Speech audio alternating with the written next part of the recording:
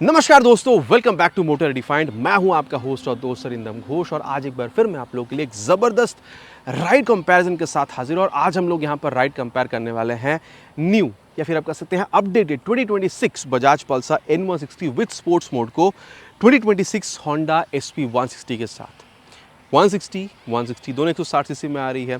अब दोनों में प्राइस में बहुत ज़्यादा डिफरेंस तो यहाँ पर है नहीं, लेकिन ये होंडा, ये बजाज, कुछ में फ़ीचर ज़्यादा, कुछ में फ़ीचर कम, कुछ में फ़ीचर काफ़ी सिमिलर, कुछ चीज़ों में थोड़ा सा डिफरेंस भी आप लोगों को समझ में आ रहा है। यही एक कन्फ्यूजन क्रिएट भी हो रहा है कि फिर खरीदना सही क्या है, SP या फिर यहाँ पर N160।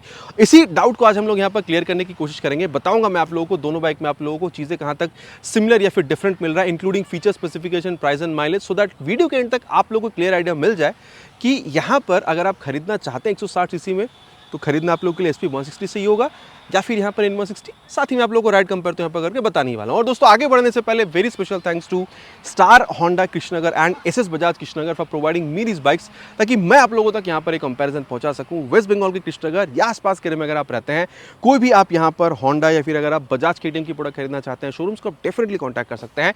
डिटेल्स ऑलरेडी आप लोगों ने अपने स्क्रीन पर देख ली है। तो चलिए दोस्तों स्टार्ट करते हैं। बाकी दोस्तों राइड कंपैरिजन पे जाने से पहले दोनों बाइक की छोटी सी मैं आप लोगों के साथ यहाँ पर एक वॉक अराउंड शेयर करना चाहूँगा, ताकि जो की डिफरेंसेस या फिर जो सिमिलैरिटीज़ है ये मैं आप लोगों तक पहुंचा सकूं। बाकी अगर आप लुक देखते हैं तो दोनों में ही आप लोगों को वो स्पोर्टी फील मिल जाएगा, लेकिन अगर आप लोग प्योर स्पोर्टी फील चाह रहे हैं तो N160 में आप लोग जा सकते हैं। लेकिन अगर आप लोग को वो स्पोर्टी कम्यूटर मिक्स फील चाहिए तो आप लोग यहाँ पर SP 160 के साथ जा सकता है। बाकी कलर की जहाँ तक बात है, दोनों ही बाइक में आप लोगों को 4 कलर वेरिएंट जो है वो भी आप लोगों को बिल्कुल मिल जाएगा। और प्राइस की जहाँ तक बात है 3 से 4 हज़ार तक का डिफरेंस आपको मिलेगा। मतलब N160 में मेरे एरिया के हिसाब से ज़्यादा पे करें, किसी इंडियन स्टेट में आप लोग दोनों ही बाइक में सेम प्राइस पॉइंट पर भी आप लोगों को मिल जाएगा। बाकी कौन सी बाइक के लिए कितना पे कर रहे हैं मैं आप लोगों को बिल्कुल बताऊंगा, लेकिन उससे पहले समझ लेते हैं कि ओवरऑल चीज़ें कंपनी ऑफर क्या क्या करती है। दोनों में ही आप लोगों को यहाँ पर LED हेडलैम्प का जो सेटअप है ये मिलेगा, लेकिन SP में आप लोगों को यहाँ पर प्रोजेक्टर नहीं मिल रहा, लेकिन N160 में आप लोग यहाँ पर प्रोजेक्टर मिल जाता है। सस्पेंशन यहाँ पर USD है, वहाँ पर 31 mm का टेलीस्कोपिक फोक है, इसमें आपको डिफरेंस मिलेगा। बाकी यहाँ पर LED आप लोगों को टर्न इंडिकेटर मिलेगा, वहाँ पर आप लोगों को बल्ब टर्न इंडिकेटर जो है बिल्कुल आप लोगों को मिल जाता है। बाकी अगर आप लोग देख रहे हैं तो यहाँ पर ये मडगार्ड दोनों में फाइबर का काफ़ी अच्छा खासा मिल जाएगा।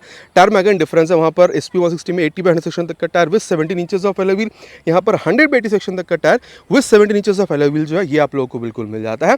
अब देखिए N160 में आप लोगों को डुअल चैनल ABS तक का ही सेटअप मिलेगा, लेकिन यहाँ पर अगर आप लोग देख रहे हैं सिंगल चैनल ABS का ही सेटअप मिलेगा, डुअल चैनल ABS नहीं है। साथ ही यहाँ पर आप लोगों को फ्रंट में डिस्क, रियर में डिस्क, एक एडिशन। यहाँ पर जो मैं आज आप लोगों को लेकर आया हूँ सिंगल एडिशन है, मतलब सिंगल डिस्क एडिशन है। फर्स्ट फ्रंट में ABS मतलब फ्रंट में आप लोगों को डिस्क मिल रहा है, रियर में आप लोगों को वहाँ पर 130 mm तक का ड्रम ब्रेक मिल जाएगा। बाकी अगर आप लोग डिस्क देख रहे हैं निसन कैलिपर के साथ फ्रंट में वहाँ पर 276 mm तक का पेडल डिजाइन वाला डिस्क है। यहाँ पर आप लोगों को 300 mm तक का बड़ा सा ये जो आप कह सकते हैं डिस्क ब्रेक है विद दिस रिम का कैलिपर, ये आप लोगों को मिल जाता है। चाहे यहाँ पर हेडलैम्प हो, चाहे सस्पेंशन, चाहे ब्रेक, चाहे टायर, सब में आपको डिफरेंस मिलेगा। और चलाते हुए ये जो डिफरेंस है कितनी फील में ये डिफरेंस क्रिएट करते हैं इसके बारे में बात करेंगे। अब इंजन के बारे में अगर बात करी जाए N160 में यहाँ पर 164.82 cc single cylinder SOHC 2 valve air cool फिलेटेड इंजन आपको मिलेगा। 16 PS की पावर के साथ 14.65 Nm टॉर्क भी कंपनी ऑफर करती है। बाकी स्लीपर असिस्ट क्लच यहाँ पर आपको मिल जाएगा जो SP 160 में नहीं है। इंजन का और यहाँ पर क्वालिटी आपको काफ़ी अच्छा देती है। बाकी अगर आप लोग SP 160 में आ रहे हैं तो यहाँ पर 162.7 cc single cylinder air cool फिलेटेड इंजन आप लोगों को मिल जाएगा। 13.18 PS की पावर, थोड़ी सी कमी आपको फील होगी, लेकिन टॉर्क हल्की सी बेहतर है। 14.8 Nm का टॉर्क आपको मिल जाता है। ठीक है, अब कितनी अच्छी यहाँ पर फील चलाते हुए मिलती है इसके बारे में आगे बात करेंगे, लेकिन हाँ ये पावर टू वेट रेशियो अगर आप लोग देख रहे हैं यहाँ पर 152 154 किलोग्राम है, यहाँ पर 140 किलोग्राम आपको मिलेगा, 138 टू बी प्रिसाइज, क्योंकि यहाँ पर ये रियर में आप लोगों को ड्रम मिलता है। तो ये पावर टू वेट रेशियो में भी थोड़ा सा फर्क आता है। अगर आप लोग यहाँ पर अगर आप लोग PS को कंपेयर कर रहे हैं, मतलब पावर को अगर आप लोग दोनों बाइकों में कंपेयर कर रहे हैं, इसके बारे में आगे हम लोग चलाते हुए बात करेंगे। अब क्योंकि मैंने इंजन के बारे में आप लोगों को बताया है तो दोनों ही बाइक की यहाँ पर जो एग्जॉस्ट साउंड है वो सुना दूँ। N160 में आप लोग को अंडरबेली मिलता है,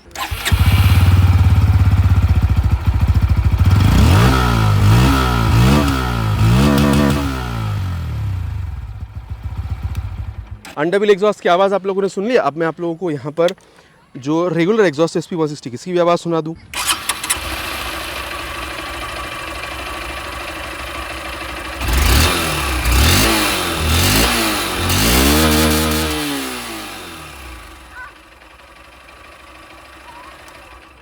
किसकी आवाज़ आप लोगों को ज़्यादा बेहतर लगी है नीचे कमेंट पर लिखकर बताना प्लीज़ नहीं भूलिएगा। और रियर पोर्शन के बारे में बात करी जाए तो दोनों में एलईडी आप कह सकते हैं जो आप लोगों को बैकलाइट है ये भी आप लोगों को बिल्कुल मिल जाएगा। फ्रंट की तरह रियर में भी फ्रंट में आप लोग कह सकते हैं बल्ब टर्न इंडिकेटर, यहाँ पर आप लोगों को जो एलईडी टर्न इंडिकेटर है ये मिलेगा। वहाँ पर लंबा सा आप लोगों को मडगार्ड मिल रहा है, यहाँ पर आप लोगों को टेल टाइड मिलेगा, लेकिन आप देख सकते हैं यहाँ पर जो टायर है ये आपको जिस तरीके से यहाँ पर मिल जाएगा 130/70 सेक्शन तक का टायर आप लोगों को यहाँ पर दोनों में बिल्कुल मिल जाता है।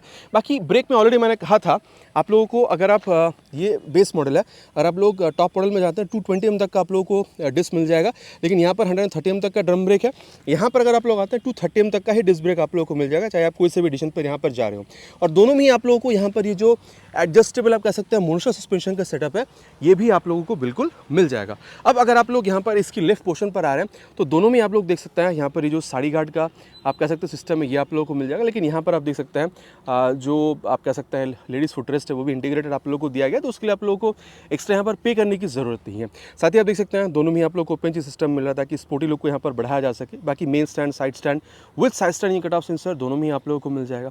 बाकी अब सीट के बारे में बात करते हैं। N160 की बेस मॉडल में आप लोगों को सिंगल सीट मिलेगा और टॉप मॉडल में स्प्लिट सीट। यहाँ पर आप लोग को टॉप मॉडल तक ही आप लोगों को सिंगल सीट ही मिल जाने वाला है। बाकी सीट हाइट में बहुत ज़्यादा डिफरेंस नहीं है, वहाँ पर 795 यहाँ पर 796 mm तक का सीट हाइट मिलेगा।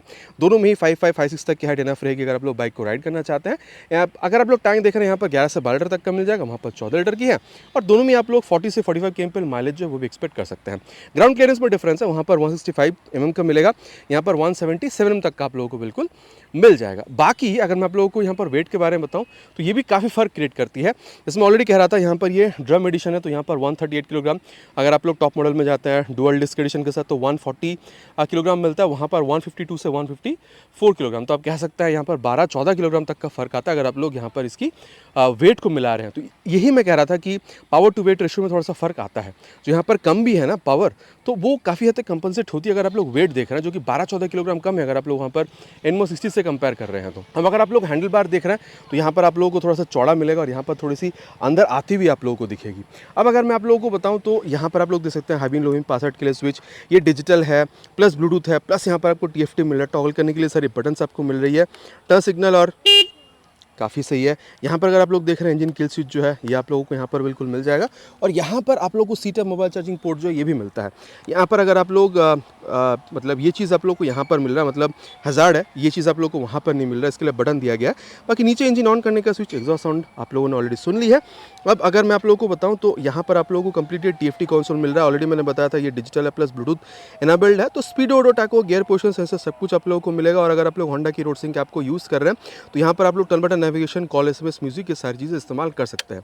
बाकी अगर आप लोग यहाँ पर ये मिरर देख रहे हैं ये भी काफ़ी स्टाइलिश आप लोगों को मिलेगा। फील के बारे में अगर चलते हुए बात करेंगे, यहाँ पर high beam low beam pass out के लिए स्विच आप लोगों को मिल रहा है, ये भी ब्लूटूथ एनाबल्ड है, प्लस यहाँ पर आप लोगों को डिजिटल मिल रहा है, लेकिन ये TFT मतलब कंसोल नहीं है।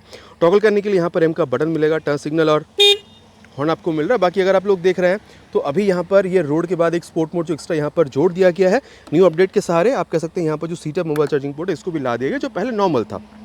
यहाँ पर किल स्विच आप लोगों को मिल रहा है, प्रोजेक्टर को ऑन ऑफ करने के लिए स्विच मिल रहा है, नीचे इंजन ऑन करने का स्विच, बाकी एग्जॉस्ट साउंड यहाँ पर भी मैंने आपको सुना दिया है। यहाँ पर भी अगर आप लोग कंसोल पर आते हैं तो speedo tacho, gear position sensor, Bluetooth connectivity सब कुछ आप लोगों को मिलेगा। और अगर आप लोग ब्लूटूथ का इस्तेमाल कर रहे हैं यहाँ पर बजाज कनेक्ट ऐप के सहारे, तो यहाँ पर भी आप लोग नेविगेशन आप कह सकते हैं turn button navigation, call, SMS यहाँ पर भी आप लोग इस्तेमाल कर सकते हैं। तो यहाँ तक मैंने आप लोगों को दोनों ही बाइक में मिलने वाली जो आप कह सकते हैं फीचर्स वगैरह थी, ये सारी चीज़ें मैंने आप लोगों को यहाँ पर बता दी है। अब मैं आप लोगों को यहाँ पर प्राइस के बारे में बता दूँ। जैसे मैं कह रहा था 3 से 4 हज़ार रुपये तक आपको फ़र्क मिलेगा। अब देखिए ये मैं आज आप लोगों के लिए बेस मॉडल ला पाया हूँ, टॉप मॉडल अभी अवेलेबल नहीं है हमारे एरिया में। यहाँ पर अगर आप लोग इसको अवेल करते हैं तो 1,48,000 आप लोग यहाँ पर अप्रॉक्स ऑन रोड पे करना हो सकता है। लेकिन अगर आप लोग इसकी यहाँ पर टॉप मॉडल तक जा रहे हैं तो 1,54,500 1,55,000 आप पकड़ कर चलिए, इसके लिए आप लोगों को पे करना होगा। मतलब टॉप मॉडल में एक चीज़ आप लोग को एक्स्ट्रा क्या मिलेगा, वहाँ पर आप लोगों को जो डिस्क है वो आप लोगों को बिल्कुल मिल जाता है। लेकिन जैसे आप लोग यहाँ पर आ रहे हैं इसको आप 1,55,000 पकड़ कर चलिए, यहाँ पर जब आप लोग आ रहे हैं तो इसके लिए आप लोग को 1,58,000 पे करना हो। तो इसलिए मैं कह रहा था 3 से 4 हज़ार रुपये तक का फर्क आएगा। 1,54,500 मतलब टू बी प्रिसाइज, और यहाँ पर 1,58,000। बात कर चुके हैं बहुत ज़्यादा, दोनों बाइक में आप लोगों को क्या चीज़ें मिल रहा है। चलिए अब चलते हैं राइड पर और फिर समझने की कोशिश करते हैं कि फिर दोनों में चलाते वक्त क्या डिफरेंस आपको फील होता है। और दोस्तों अब यहाँ पर राइड कंपैरिजन की शुरुआत करेंगे with this new 2026 Bajaj Pulsar N160, जहाँ पर अभी आप लोगों को एक बार जो मोड है वो मैं शिफ्ट कर दूं स्पोर्ट मोड के साथ। आप लोगों को यहाँ पर ये जो सीट मोबाइल चार्जिंग पोर्ट है ये कंपनी आप लोगों को बिल्कुल ऑफर करती है। सबसे पहले तो सीट हाइट ऑलरेडी मैंने कहा था कि एसयूवी में आप लोगों को ऑलमोस्ट सिमिलर सीट हाइट मिलेगा। वहाँ पर 796 है, यहाँ पर 795 आप लोगों को मिल जाएगा। यहाँ पर अगर आप लोग स्पेस देख रहे हैं काफ़ी सही है आपके लिए, फिर पिलन के लिए पकड़ के बैठने के लिए ग्रैब हैंडल भी काफ़ी सही है। बाकी अगर आप लोग कुशनिंग देख रहे हैं तो ये भी नॉट सॉफ्ट नॉट हार्ड अगर सीट के बारे में बात करी जाए। बाकी यहाँ पर हैंडल बार थोड़ी अंदर की तरफ है, आप लोग यहाँ पर झुकना हो रहा है। बाकी रियर फिटेड फुट पैक यहाँ पर भी आपको मिलेगा और 5'5" तक की अगर आपकी हाइट है 5'6" तक की आप लोग आराम से इसको यहाँ पर यूज़ भी कर पाएंगे। ठीक है, और चलिए अब यहाँ पर इसको स्टार्ट करते हैं। और ये फर्स्ट गियर स्पोर्ट मोड पर, यह सेकेंड गियर, थर्ड गियर। और देखिए मैं ऐसा तो नहीं कहूँगा कि ये स्पोर्ट मोड पे देके चलाने से रोड मोड या फिर पहले आप लोगों को जो रेन या फिर ऑफ रोड मोड से यहाँ पर बहुत बेहतर कुछ एक्सेलरेशन मिले, लेकिन हाँ हल्का सा बेहतर एक्सपीरियंस जो आप लोगों को यहाँ पर स्पोर्ट मोड में मिल जाएगा अगर एक्सेलरेशन के हिसाब से देखा जाए तो। बाकी यहाँ पर आप लोगों को स्लीपर क्लच मिलता है, तो चलिए वो भी मैं आप लोगों को एक बार टेस्ट करके बता दूँ। इसको थोड़ा सा स्पीड पर लेंगे पहले, और ये देखिए 75 2 से लेके 1, बाप रे बाप कितना यहाँ पर ये आप देख सकते हैं इंक्रीज हुई है, लेकिन हल्का सा भी रियर टायर लॉक या फिर स्लिप नहीं हुई है। जब मैंने यहाँ पर इसको 3 से 2 पर लिया, 2 से 1 पर लिया, फटफट मैंने यहाँ पर गियर छोड़ दिया, फिर भी रियर टायर लॉक या फिर स्लिप नहीं। मतलब हाई स्पीड पर अगर आपकी गाड़ी है सामने कुछ आ जाती है, इंजन ब्रेकिंग करके अगर आप लोग ओवरऑल स्पीड को स्लो डाउन भी करना चाहते हैं तो भी आप लोग आराम से कर सकते हैं। प्रॉब्लम आप लोगों को नहीं होनी चाहिए, रियर टायर लॉक या फिर स्लिप नहीं होगी। बाकी क्लच 100 सीसी की बाइक से भी काफी हल्की आपको महसूस होगी। और अगर आप लोग यहाँ पर आप या फिर डाउन शिफ्टिंग देख रहे हैं तो हल्के से एफर्ट के साथ वो भी यहाँ पर गियर में आप लोग बिल्कुल कर सकते हैं। चलिए अब क्योंकि बात यहाँ पर गियर क्लच की कर रहे हैं तो एक्सेलरेशन टेस्ट करते हैं, फिर यहाँ पर परफॉर्मेंस के बारे में आगे बात करते हैं। Will start the acceleration test. Already kept it on sport mode. We'll start with 3 horns.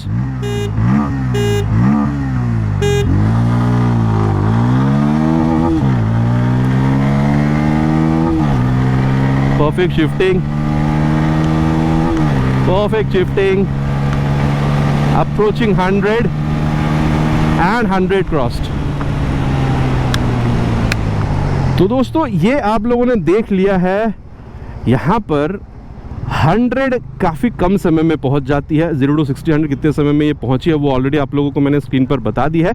मेरे हिसाब से अगर मैं आप लोगों को बताऊं, अगर आप लोग यहाँ पर वाइब्रेशन वाली चीज़ देख रहे हैं, यहाँ पर आप लोगों को स्मूथनेस काफ़ी मिल जाता है। मतलब अगर आप 85 90 तक भी जाते हैं तो भी आप लोगों को बहुत ज़्यादा यहाँ पर वाइब्रेशन जो है वो यहाँ पर फील होता नहीं है। इसके अलावा अगर आप लोग यहाँ पर स्टेबिलिटी देख रहे हैं, आप लोगों को यहाँ पर मतलब दमदार स्टेबिलिटी मिलता है, इसमें भी आप लोगों को प्रॉब्लम मेरे हिसाब से होनी नहीं चाहिए। बाकी इंजन हीटिंग की इशू देखिए, वैसे सिटी राइड पर तो आप लोगों को बहुत कुछ यहाँ पर।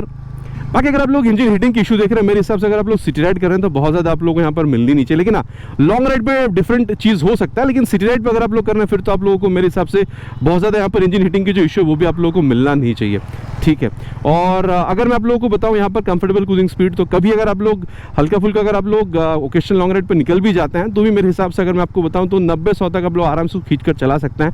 बहुत ज़्यादा आप लोगों को प्रॉब्लम होनी नहीं चाहिए, और माइलेज 40-45 के आसपास मिल जाएगा, ऑलरेडी मैंने आप लोगों से कही है। N160 के बाद कंपेयर करेंगे N160 को विद दिस 2026 Honda SP160। ठीक है, और सीट हाइट ऑलमोस्ट मैंने आपको बताया था कि सेम ही है, 795 ये 796 सेम तक का आप लोगों को मिल जाएगा। सीट कुशनिंग की जहाँ तक बात है मैं कहूँगा अगेन मुझे यहाँ पर सिमिलर ही फील हो रही है। ठीक है, मैं यहाँ पर ये सॉफ्टनेस की बात कर रहा हूँ, ना सॉफ्ट ना हार्ड, जैसे मैंने आपको N160 में बताया था करीबन वैसे मुझे यहाँ पर भी फील हो रहा है। बाकी हाँ एक चीज़ है, यहाँ पर सीट में ये जो आप स्पेस देख पा रहे हैं ये थोड़ी सी और बेहतर आपको मिलेगा। ठीक है, मतलब सिंगल सीट भी है, पकड़ के बैठने के लिए आप देख सकते हैं जो ये ग्रैब हैंडल ये आप लोगों को भी काफ़ी तगड़ा वाला मिल रहा है। बाकी देखिए यहाँ पर क्या है, आप लोगों को बहुत ज़्यादा झुकने की ज़रूरत नहीं हो रही हो, तो आप ऑलमोस्ट अपराइट ही यहाँ पर बैठ रहे हैं। लेकिन रियर फिटेड फुट पैक आप लोग को N160 में मिल रहा था, यहाँ पर भी आप लोगों को बिल्कुल मिल जाता है। ठीक है, और चलिए अब यहाँ पर इसको स्टार्ट करते हैं। फर्स्ट गियर, और ये यहाँ पर कोई मोड वगैरह तो है नहीं, सेकेंड गियर, थर्ड गियर। देखिए खिंचती तो ये भी है, मज़ा अब देखिए वहाँ पर 16 है, यहाँ पर करीबन 13.18 आप कह सकते हैं करीबन 13 PS आसपास आप लोगों को पावर मिलता है। तो थोड़ी सी कम तो आप लोगों को समझ में आएगा, लेकिन ऐसा भी नहीं है कि खींचने में मज़ा ना आ रहा हो। मैं तो कहूँगा चाहे आप बैठ रहे हो फिर पिलन के साथ बैठ रहे हो, आप अगर कम्यूटर बाइक के हिसाब से अगर आप लोग देख रहे हो तो ठीक ठाक आप लोग को यहाँ पर एक्सेलरेशन मिल जाएगा, अगर इनिशियल अगर आप लोग यहाँ पर एक्सेलरेशन की बात कर रहे हैं तो। इसके अलावा अब देखिए क्लच की अगर फील के बारे में बात करी जाए तो हाँ N160 में आप लोग को स्लिपर क्लच मिलता है तो वहाँ पर इसके मुकाबले सॉफ्ट मिलेगा, लेकिन यहाँ यहाँ पर भी बहुत ज़्यादा हार्ड नहीं है, मिड साइड पर है, ना सॉफ्ट ना हार्ड। और अगर आप लोग यहाँ पर गियर शिफ्टिंग देख रहे हैं तो मैं कहूँगा N160 जैसी ही है, हल्के से एफर्ट के साथ अप या फिर डाउन शिफ्टिंग यहाँ पर हो जा रहा है। और अब क्योंकि हम लोग यहाँ पर एक क्लच गियर इन सारी चीज़ों के बारे में बात कर रहे हैं, तो चलिए इसकी जो एक्सेलरेशन टेस्ट है इसको भी हम लोग कंप्लीट करते हैं, फिर यहाँ पर इसकी जो परफॉर्मेंस है इसके बारे में हम लोग आगे बात करते हैं। Will start the acceleration test with 3 horns already on first gear.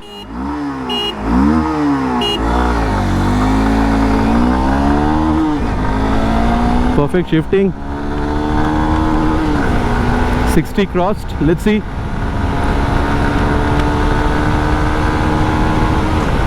Now again, perfect shifting, road is pretty clear and we crossed 100. बाकी देखिए दोस्तों, मैं अगर सबसे पहले आपको बताऊं अबाउट वाइब्रेशन या फिर आप कह सकते हैं स्मूथनेस, तो यहाँ पर भी भर कर दिया गया है। मैं तो कहूँगा 80-90 तक यहाँ पर भी आप लोगों को बहुत ज़्यादा समझ में आता नहीं है, लेकिन अगर आप ज़्यादा स्मूथ ढूंढ रहे हैं तो मैं कहूँगा N160 में हल्की सी आप लोगों को ज़्यादा स्मूथनेस मिल सकता है, लेकिन यहाँ पर भी फील गजब है, एकदम ही हल्का सा वो वाइब आ रहा है। मतलब इंजन की कैरेक्टर आप लोगों को समझ में आ रहा है। मैं वाइब मतलब वाइब्रेशन नहीं कहूँगा, लेकिन हाँ स्मूथनेस अगर आप ज़्यादा ढूंढ रहे हैं तो आप लोगों को N160 पे जाना पड़ेगा, लेकिन यहाँ पर भी फील काफ़ी गजब है। मैंने 100 तक भी आप लोगों को यहाँ पर खींच कर बताया है। बाकी स्टेबिलिटी देखिए यहाँ पर भी से, लेकिन यहाँ पर भी फ्रंट में एटलीस्ट 90, 80 की टायर एटलीस्ट 90 मिल जाता, 100 मिलता तो बात ही अलग, एटलीस्ट 90 का भी मिल जाता और बेहतर हो सकता था। लेकिन यहाँ पर भी नॉर्मल कंडीशन में आप लोग अच्छा खासा स्टेबिलिटी यहाँ पर भी बिल्कुल मिल जा रहा है, ठीक है। बाकी अगर आप लोग देख रहे हैं यहाँ पर इंजन हीटिंग की इशू मेरे ख्याल से आप लोगों को मिलनी नहीं चाहिए, ठीक है।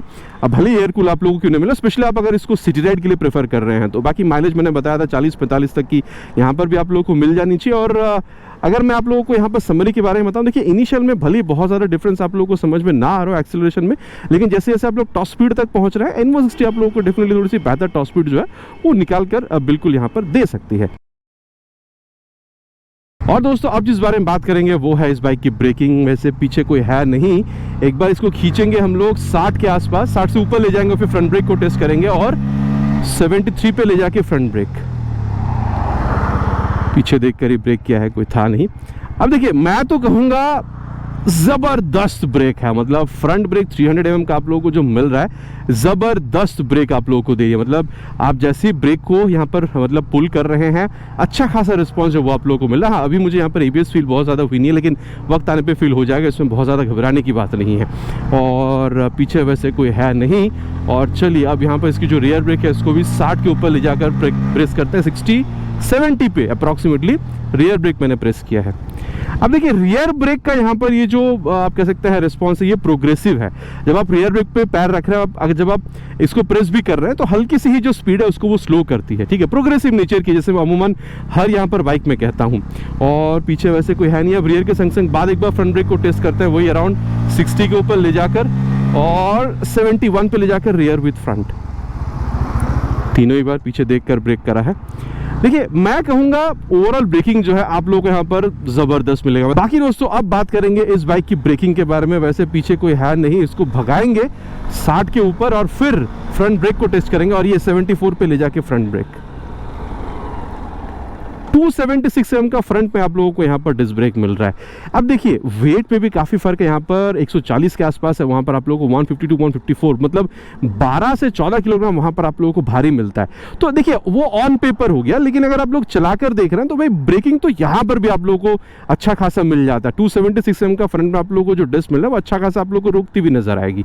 यहाँ पर भी आप लोगों को प्रॉब्लम होनी नहीं चाहिए। बाकी ABS ना वहाँ फील हुई थी ना यहाँ फील हो रही है। बाकी ABS वक्त आने पर काम करेगी, इसके लिए आप लोगों को घबराने की जरूरत नहीं, चाहे फ्रंट हो या फिर रियर। मैं कहूँगा देखिए यहाँ पर भी काफ़ी सही है, लेकिन अगर आप लोग N160 में देख रहे हैं तो वहाँ पर आप लोगों को थोड़ी सी और आप बेहतर ब्रेकिंग एक्सपेक्ट कर सकते हैं, ठीक है। अब यहाँ पर इसकी जो रियर ब्रेक है इसको भी एक बार टेस्ट कर लेते हैं। पीछे वैसे कोई है नहीं, 55 पे ले जाके रियर ब्रेक। अब देखिए वहाँ पर डुअल चैनल था, यहाँ पर आप लोगों को सिंगल चैनल ABS मिल रहा है। बाकी यहाँ पर ड्रम ब्रेक मिल रहा है, लेकिन मैं अगेन कहूँगा वही प्रोग्रेसिव नेचर की आप लोगों को फील होगी। जब आप रियर ब्रेक पे पैर रख रहे हैं तो हल्का सा आप लोगों को यहाँ पर जो स्पीड है वो स्लो डाउन होती हुई नजर आ रही है। लेकिन डेफिनेटली अगर 220 mm तक का रियर ब्रेक में अगर डिस्क यहाँ पर मिल जाता तो ब्रेकिंग थोड़ी सी और यहाँ पर बेहतर हो सकती थी। लेकिन फिर भी अगर आप लोग इसको यहाँ पर N160 से कंपेयर करेंगे, इवन 220 mm ब्रेकिंग डिस्क के साथ भी, तो भी मैं कहूँगा N160 में जैसे आप लोगों को प्रोग्रेसिव नेचर का फील मिल जाता है रियर ब्रेक में, यहाँ पर चाहे आप डिस्क ब्रेक देख रहे हो चाहे आप ड्रम ब्रेक के साथ देख रहे हो, काफी सिमिलर वही प्रोग्रेसिव नेचर वाला फील ही आप लोगों को मिलेगा। बाकी अगर आप लोग रियर के संग संग बाद फ्रंट ब्रेक को अगर आप लोग प्रेस करते हैं, वैसे रियर में बहुत ज़्यादा कोई है नहीं, और ये 65 पे ले जाके रियर विद फ्रंट। मैं कहूँगा देखिए ब्रेकिंग में तो यहाँ पर भी आप लोगों को प्रॉब्लम होनी नहीं चाहिए, काफ़ी अच्छा खासा ब्रेक का जो रिस्पांस है वो आप लोगों को बिल्कुल दे देती है। लेकिन मैं फिर भी कहूँगा ओवरऑल ब्रेक भी अगर आप लोग देख रहे हैं, आप देखिए डिस्क साइज भी वहाँ पर बढ़िया, और वहाँ पर डुअल एबीएस भी आप लोगों को मिल जाता है। ठीक है, N160 की बात करें तो वहाँ पर आप हल्की सी और बेहतर ब्रेकिंग एक्सपेक्ट कर सकते हैं। लेकिन अगेन कहूँगा ब्रेकिंग यहाँ पर भी आप लोग अच्छा खासा मिल जाता है, शिकायत यहाँ पर भी आप लोगों को नहीं होनी चाहिए। बात करते हैं यहाँ पर सस्पेंशन के बारे में। देखिए चाहे आप फ्रंट सस्पेंशन देख रहे हो, चाहे आप यहाँ पर रियर सस्पेंशन देख रहे हो, आप लोगों को थोड़ी सी स्टिफर साइड पर ही मिलेगा। मतलब high speed, top speed, specially अगर आप लोग कॉर्नरिंग कर रहे हैं तो आप लोग ज़बरदस्त कर सकते हैं। लेकिन जब आप लोग थोड़ा सा गड्ढा, मतलब जब आप बम पर से गुजरेंगे, थोड़ा सा अगर आप गड्ढे पर से गुजर रहे हैं, देखिए छोटा मोटा गड्ढा इज ओके, बट जब आप थोड़ी ज़्यादा गड्ढा या फिर अगर आप थोड़े से ऊंचे बम्स पर से गुजर रहे हैं, आपकी कमर, कंधा, ठीक है, झटका आप लोगों को यहाँ पर डेफिनेटली फील कराती है। ठीक है, तो ये था अबाउट सस्पेंशन। देखिए अब ओवरऑल फील के बारे में अगर बात करी जाए तो मैं तो कहूँगा अगर आप पिलियन के साथ राइड कर रहे हैं, आप खुद राइड कर रहे हैं, आप सिटी राइड कर रहे हैं, आराम से आप कर सकते हैं। बाकी देखिए अगर आप लोग यहाँ पे इसकी रियर व्यू मिरर देख रहे हैं, अच्छा खासा रियर व्यू निकाल कर दे दिया, speed auto taco, gear posture sensor, Bluetooth connectivity, mobile charging port, अभी तो सी टाइप बैग है, सब कुछ आप लोग यहाँ पर ज़बरदस्त मिलता है। तो देखिए मैं कहूँगा आप खुद राइड कर रहे हैं, पिलियन के साथ राइड कर रहे हैं, सिटीज़ में इसको आप ज़बरदस्त चला सकते हैं। अगर आप 150 किलोमीटर कभी चले गए, ओकेशनल लॉन्ग राइड की बात करें तो आप जा सकते हैं, लेकिन क्योंकि यहाँ पर ऑयल कूल नहीं है तो मैं इसलिए कहूँगा सिटीज़ में इसको आप अगर ज़्यादा प्रेफर करें तो सही रहेगा। जैसे मैं अभी कह रहा था कि अगर आप कभी कभी अगर आप इसको प्रेफर कर भी लेते हैं 150 किलोमीटर हल्की फुल्की अगर आप लोग लॉन्ग राइड पे इवन विद पिलियन, तो भी ओकेशनल लॉन्ग राइड की बात करें तो भी आप इस बाइक के साथ कर सकते हैं, बहुत ज़्यादा प्रॉब्लम आप लोगों को नहीं होनी चाहिए। बात करते हैं आप सस्पेंशन के बारे में। देखिए फ्रंट में आप लोगों को यहाँ पर टेलीस्कोपिक मिल रहा है, रियर में आप लोगों को यहाँ पर मोनोशॉक मिल जाता है। अब देखिए मैं कहूँगा फ्रंट में जैसे नाम से आपको समझ में आ रहा है वहाँ पर थोड़ी सी स्टिफनेस ज़्यादा मिलेगा, यहाँ पर थोड़ी सी आप लोगों को फ्रंट सस्पेंशन में से स्टिफनेस जो है कम मिलेगा। लेकिन जहाँ तक बात है रियर सस्पेंशन का, दोनों में आप लोगों को यहाँ पर सिमिलर मिल रहा है, चाहे आप SP देख रहे हो चाहे आप N160 देख रहे हो। लेकिन फिर भी मैं कहूँगा N160 में स्टिफनेस जो है थोड़ी सी ज़्यादा आपको मिलेगा। तो देखिए हाई स्पीड, टॉप स्पीड जब आप लोग देख रहे हैं तो दोनों बाइक गजब कर सकती है, कोई प्रॉब्लम नहीं है। लेकिन जब आप लोग कॉर्नरिंग करेंगे तो N160 थोड़ी सी बेहतर आपको परफॉर्मेंस निकाल कर देगा, and that is solely because of the USD with monoshock suspension setup. ठीक है, लेकिन यहाँ जब आप लोग देख रहे हैं गड्ढा हो या फिर अगर आप ज़्यादा बाउंस पर से गुजर रहे हैं, झटका देखिए यहाँ पर भी आपको मिलेगा, ऐसा नहीं कि नहीं मिलेगा। लेकिन N160 में झटका जो आप लोगों को थोड़ा सा ज़्यादा मिलेगा इसके मुकाबले। तो गड्ढों या फिर अगर आप लोग बाउंस पर से ज़्यादा गुजर रहे हैं तो ये थोड़ी सी आप लोगों को ज़्यादा कंफर्टेबल फील दे सकती है N160 के मुकाबले। अगेन कहूँगा झटका लगेगा लेकिन कम। ओवरऑल फील के बारे में अगर बात करिए, देखिए मैं कहूँगा रियर व्यू मिरर यहाँ पर भी काफ़ी अच्छा खासा रियर व्यू जो है आप लोगों को ये बिल्कुल निकाल कर दे देती है। बाकी अगर आप लोग देख रहे हैं तो यहाँ पर भी आप लोगों को speed auto taco, gear posture sensor, Bluetooth connectivity सब कुछ मिलता है, प्लस ये कलरफुल भी है, प्लस यहाँ पर आप लोग को TFT डिस्प्ले भी मिल जाता है। तो यहाँ पर कॉकपिट एक्सपीरियंस जो है आप लोगों को बेहतर मिल रहा है। बाकी C type mobile charging port यहाँ भी है, वहाँ पर तो अभी आप लोग को अपडेट मिल ही चुका है। तो देखिए मैं कहूँगा अगर आप लोगों को एक रिलैक्स्ड राइड चाहिए, आप खुद राइड कर रहे हो या फिर अगर आप पिलियन के साथ राइड कर रहे हो, ठीक है, यहाँ पर तो ऑलमोस्ट अपराइट भी बैठते हैं, तो इन सारी चीज़ों के लिए आप कह सकते हैं कि ये बाइक आप लोगों को काफ़ी सही महसूस हो सकता है। लेकिन हाँ, अगर मैं आपको बताऊं तो देखिए यहाँ पर भी आप लोगों को एयर कूलिंग मिल जाता है। तो अगर आप, जैसे मैं आपको N160 में बता रहा था, थोड़ा बहुत अगर आप लोगों को कभी निकल जाना है 150 किलोमीटर, तो आप पिलियन के साथ अगर आप लोग बैठ कर जा रहे हैं, पहली बात तो ये कि सिंगल सीट आप लोगों को मिल रहा है और आप भी ऑलमोस्ट अपराइट यहाँ पर बैठ रहे हैं, तो हल्की सी बेहतर आप लोगों को कंफर्ट जो है इस बाइक में आप लोगों को बिल्कुल देखने में मिल सकता है। लेकिन अगेन N160 में जाते हैं तो बेहतर एक्सेलरेशन जो आप लोग वहाँ पर, मतलब टॉप स्पीड तक भी अगर आप लोग जाते हैं तो वो आप लोगों को बेहतर प्रोवाइड करती है N160। बाकी दोस्तों एक बात तो है, ये बाइक जो ये 12 से 14 किलोग्राम हल्की है, चलाते वक्त ये आप लोगों को समझ में बिल्कुल आने वाला है। बाकी देखिए दोनों ही बाइक में क्या है नहीं है मैंने आप लोगों को बता दिया है। चलिए अब चलते हैं कंक्लूजन पर, फिर जाकर बात करते हैं फिर दोनों में से आप लोगों के लिए कौन सा बाइक खरीदना सही हो सकता है। और दोस्तों अब है सत्य वचन की घड़ी, कंक्लूजन का समय कि फिर दोनों बाइक में से खरीदना आप लोगों के लिए सही कौन सा हो सकता है।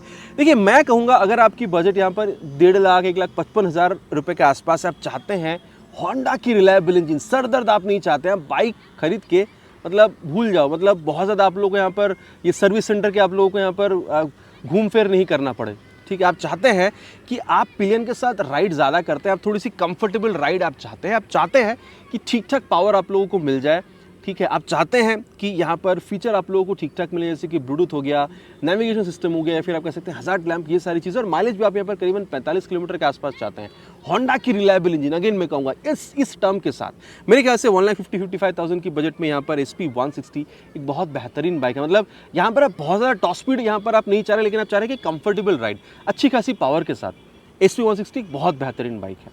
लेकिन आप अगर अपना बजट और यहाँ पर 3 से 4 हज़ार रुपये बढ़ाना चाहते हैं, आप चाहते हैं कि आप लोगों को ब्रेक सेटअप थोड़ी सी और बेहतर मिला, आप टायर्स की जो चौड़ाई है थोड़ी सी और आप ज़्यादा चाहते हैं, आप डुअल चैनल ABS आपकी सेफ्टी आप थोड़ा सा और बढ़ाना चाहते हैं, ठीक है, और आप चाहते हैं कि थोड़ा सा और स्पोर्टी लुक आप लोगों को मिल जाए, थोड़ी सी और स्पोर्टी हैंडलिंग के साथ, मेरे ख्याल से 3 से 4 हज़ार अगर आप अपना बजट बढ़ा रहे हैं, तो ये जो बेस्ट सेलिंग प्रोडक्ट है बजाज की N160, ये भी आप खरीद सकते हैं। ये भी एक बहुत बढ़िया एक ओवरऑल पैकेज आप लोग को 160 सीसी में बिल्कुल कंपनी आपको ऑफर करती है।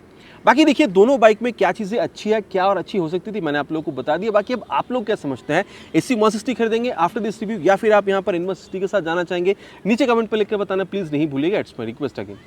आशा करता हूँ वीडियो आप लोगों को पसंद आई। अगर पसंद आई है तो प्लीज़ वीडियो में एक लाइक, और चैनल पर पहली बार आ रहे हैं तो सब्सक्राइब करके बेल बटन कॉल पे करना नहीं भूलिएगा, इट्स माय रिक्वेस्ट अगेन। बहुत जल्द मिलेंगे आप लोगों को चैनल पर इसी तरीके से एक नया वीडियो में बाइक का स्कूटर के साथ। Till then ride safe and जय हिंद।